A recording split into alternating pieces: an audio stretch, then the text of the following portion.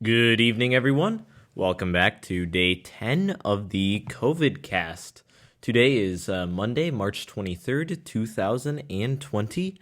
I am Henry Hushke today, coming to you from Traverse City, Michigan, up here in the northwest corner of the Lower Peninsula. Today, we are going to be mainly focusing on the virus itself after taking kind of a day off from the numbers yesterday. So, let's go to our Johns Hopkins case tracker here. And there's been a format change in the Johns Hopkins case tracker. Still on the side here, you can see the confirmed cases by country, region, and sovereignty.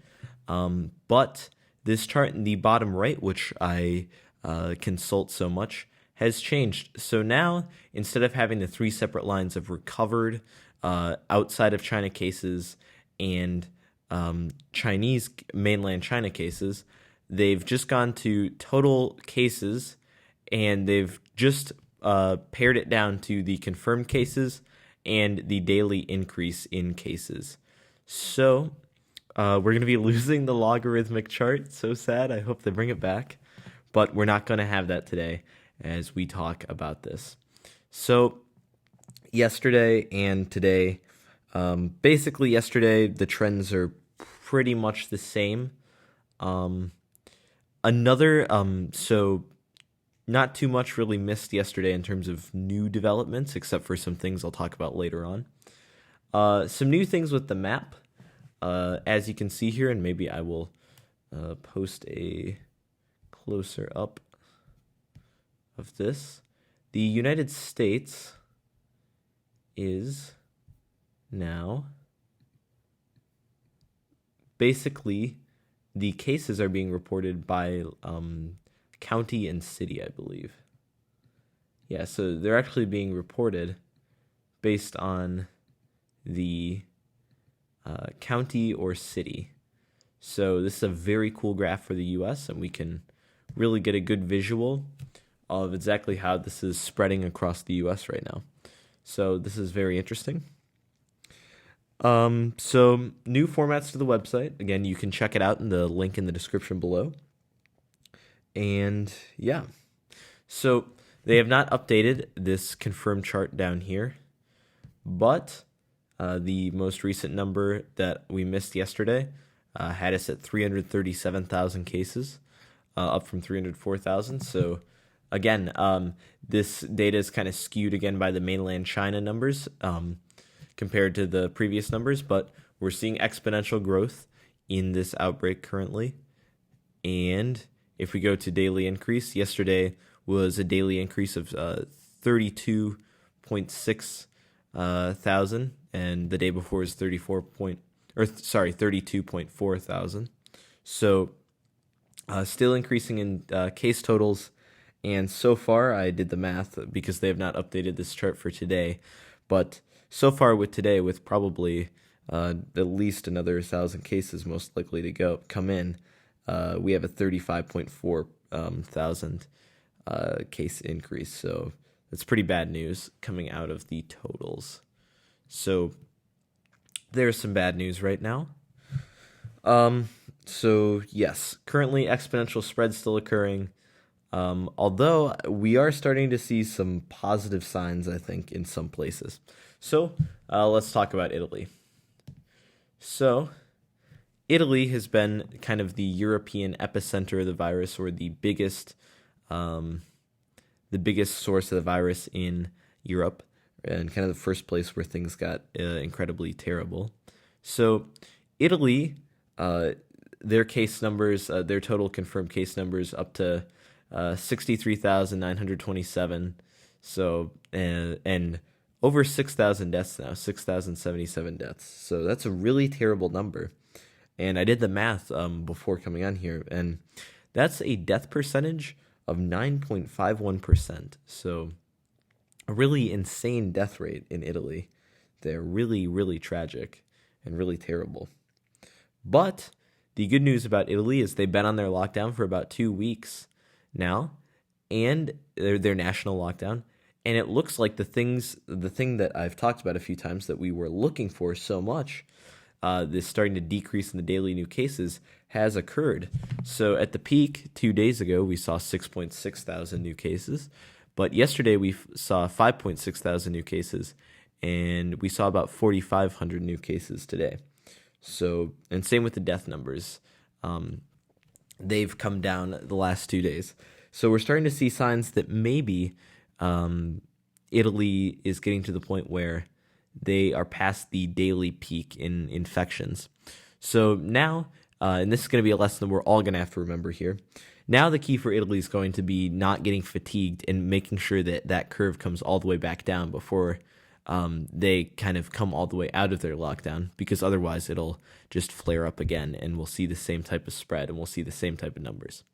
So the key is that you have to remember with these sorts of things that on the way down, it's going to be tempting to kind of loosen everything back up, but that's just going to make everything worse.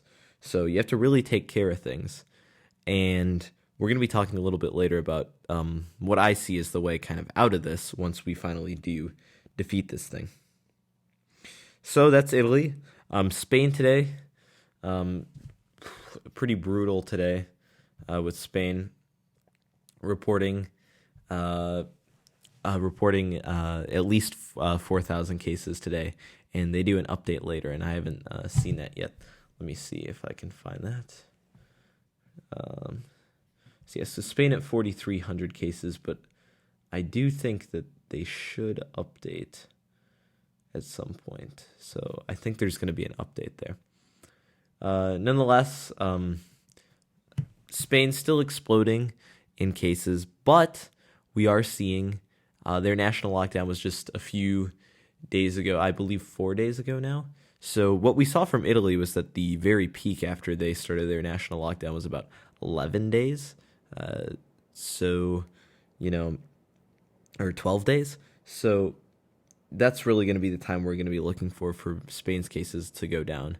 And they likely still have not seen their worst day yet. So thanks to Jose and Janine for coming on the cast yesterday. They told me yesterday that their lockdown's been extended 2 weeks. And that's a good thing. That should give things time that definitely before that period's over, we should be seeing cases start to go down there. So that's good out of Spain. But we're also seeing almost similar death numbers to Italy. So that's bad. And I think a lot of that is due to kind of surpassing the capacity of some of these hospitals in some of these places, which is something that we need to all remember, the importance of preventing the overload of the hospital system, as we're seeing here with these higher death percentages in these places that have become overwhelmed. Okay, so that's Spain and Italy.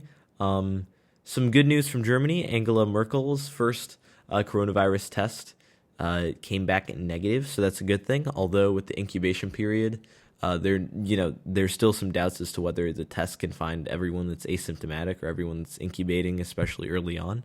So she's still in isolation and will probably get a few more tests before the all clear is given.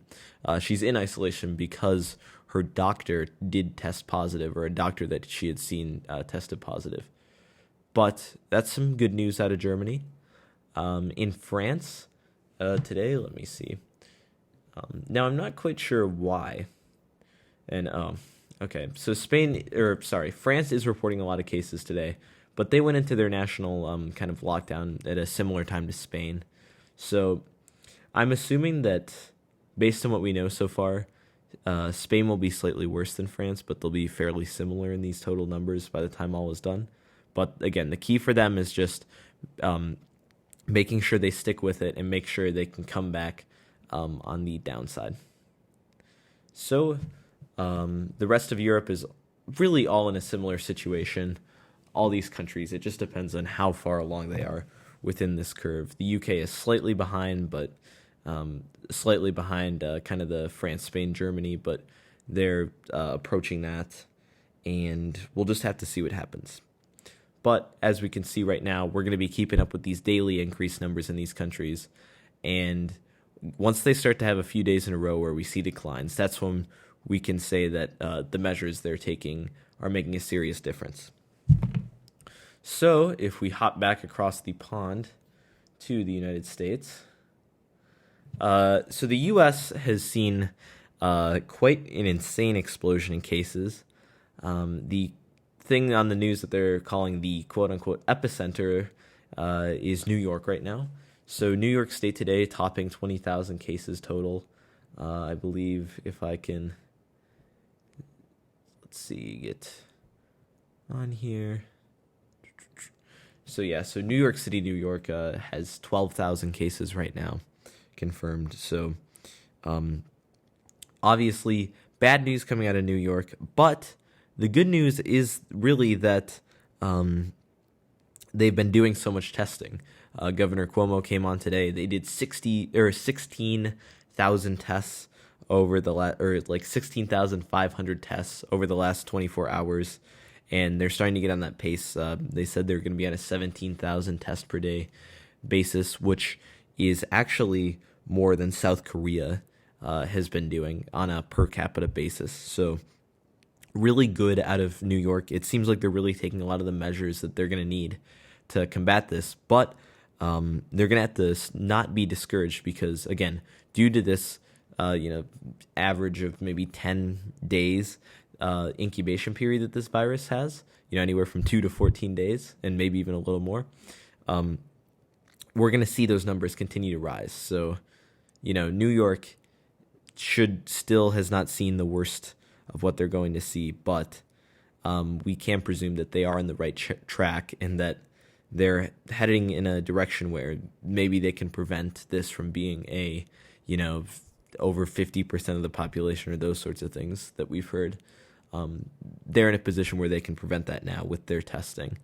But they are going to need to, again, continue to be vigilant, and I presume that things are going to get worse before they get better. But they're on the right track.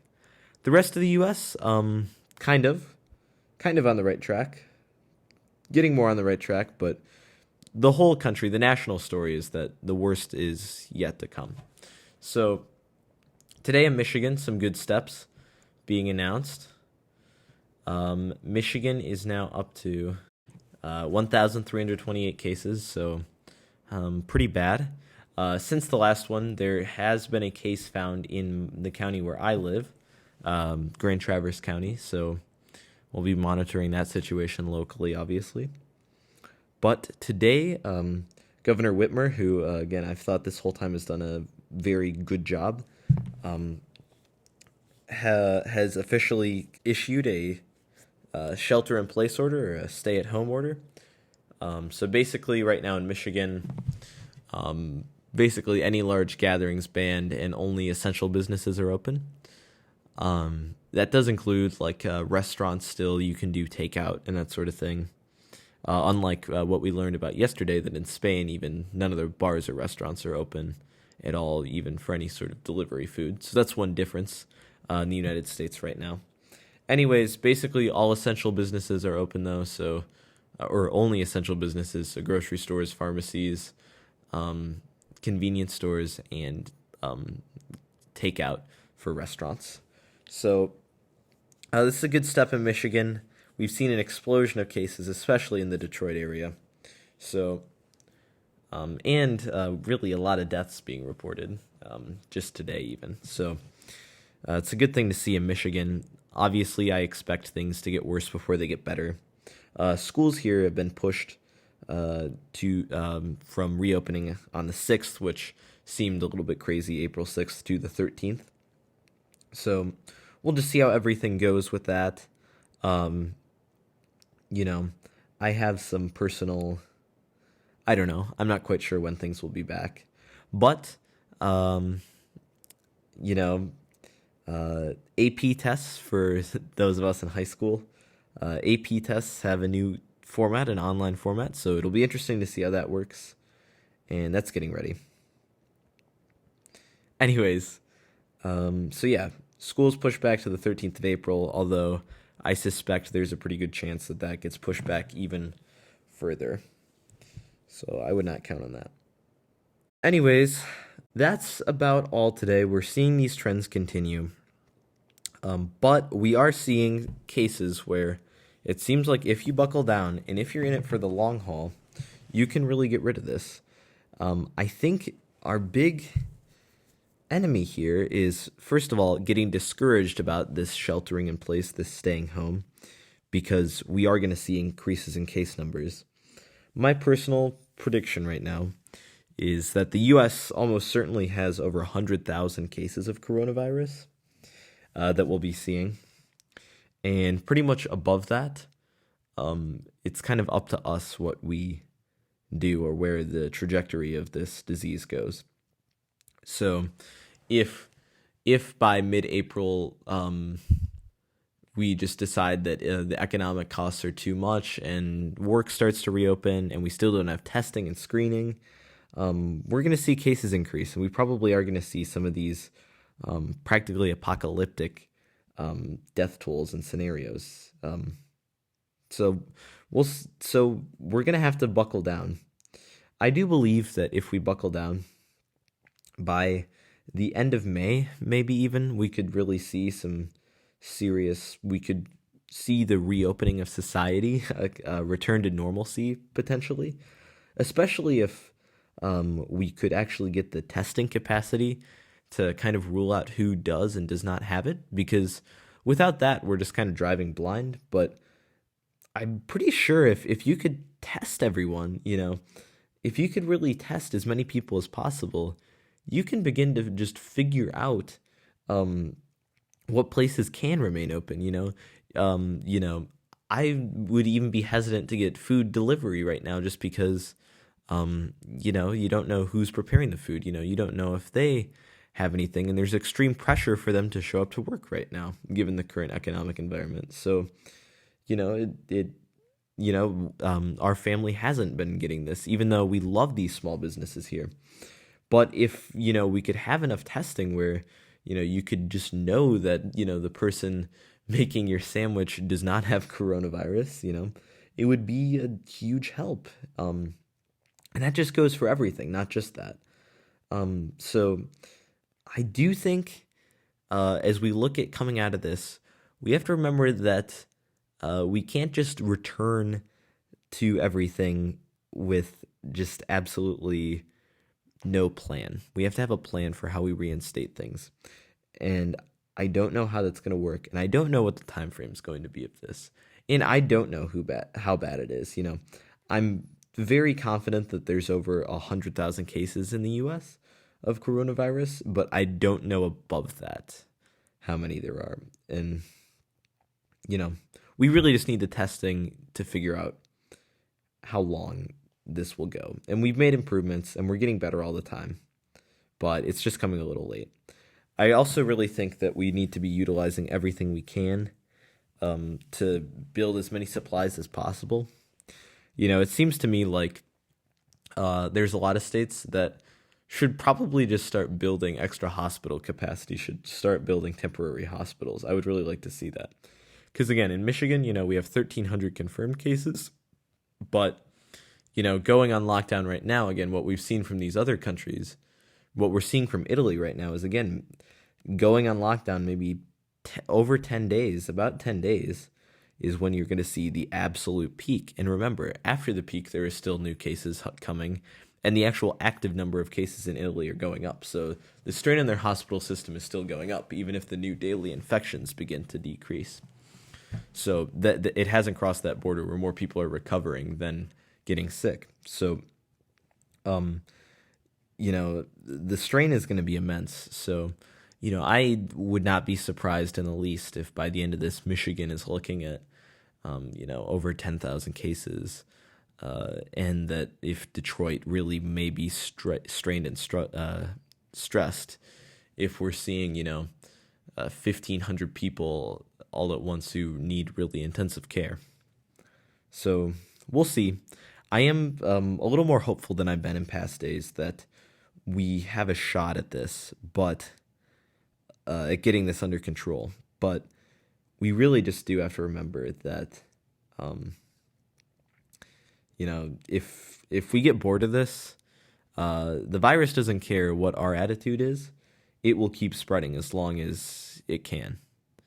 So we have to make sure we stop it and make sure not to take our foot off the brake until we're sure we know what the situation is. And not oh, we just haven't tested that many people yet, so it's fine. We know what the situation is. No, like, we actually know what the situation is. So, that's all I'd say today. Thank you so much for tuning in to day 10. It's been an interesting time, and I hope that everyone's holding up well and is having a good time, or as good of a time as you can possibly have during such a stressful period. And have a marvelous Monday.